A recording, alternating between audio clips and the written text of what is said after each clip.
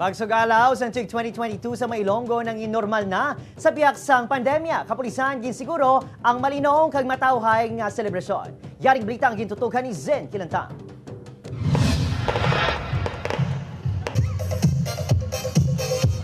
Liwat nga nabuhi ang mga dalanon sa Iloilo City. Daw pareho lang nga wala na sang pandemya nga ginapangatubang, bangod balik normal na ang pagsaulog sang bagong tuig sang tagsa ka mga pamilya.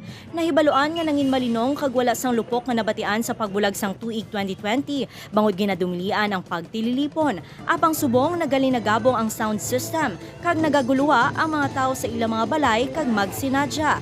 May nagasinaot sa dalan, may nagatorotot, kag nagtugas ang gahod sa pagpati nga matabog sini ang malaing espiritu kag magsulod ang swerte.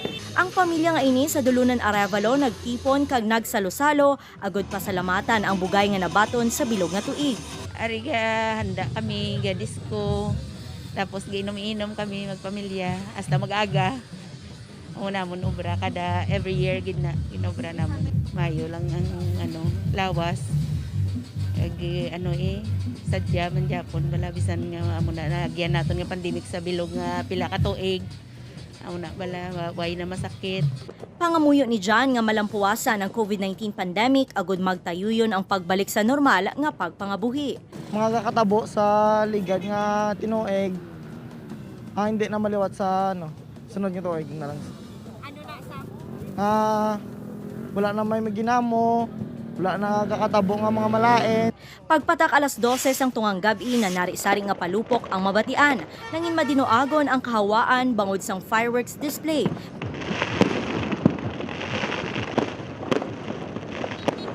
Ginasiguro naman sang kapulisan ang kalinong kagkatawhay sa pagsaulog sa mga residente sa New Year. Daw mataway subong aton nga pagselebrar sa New Year.